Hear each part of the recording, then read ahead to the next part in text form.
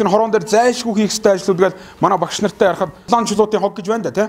Энийг бол хаах ёстой юм байна. Зүг. Ер нь дэмжиж гинөө.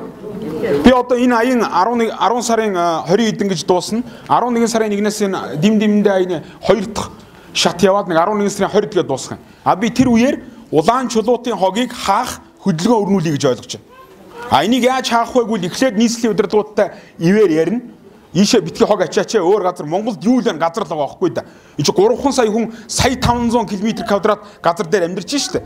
Тэгэхэд энэ чи газар мунтсан юм шиг яг энэ хүмүүсийн гол давж хог шатаана гэдэг бол энэ чи яав зүг зүйл биш байхгүй да.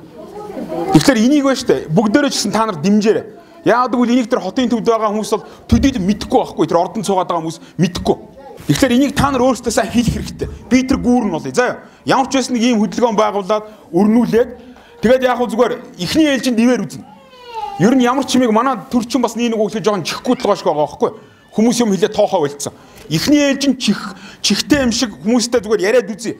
Хүмүүсээс нэг 10,000 хүнийг 19-ыг цуглуулад энэ улаан чулуутын хог бол энд шатааж байгаа энэ утааных нь хог уршиг гэж зөвхөн энэ сонгон найрхан биш Улаанбаатар дээр энэ чинь хүмүүсийг одоо нэг хор тавдрын чинь гол үндэс нь бас энэ болж байгаа байлгүй дээ. Энд юу шатааж байгаа гэсэн хинч мэдэхгүй ш. Барилгын хогч байгаа, имлэгийн хогч байгаа, өөр зөндөл юм байгаа. Тэгэхээр энийг үнэхээр одоо ингээд зүгээр ивэр хийгээд болохгүй бол дараа сонгон найрхамчуудтайгаа нийлж хөдөлгөөн өрнүүлээд одоо энэ замууд дээр нь пост гаргаж агаад иргэд одоо хогны машин наашаа оруулахгүй бах тийм арга хэмжээ хүртэл авч болно. Ер нь хүн амьдардаг газрын хажууд хогч таа гэдэг чинь эрүүл ухаанаар бодоход байж боломгүй юм багхгүй.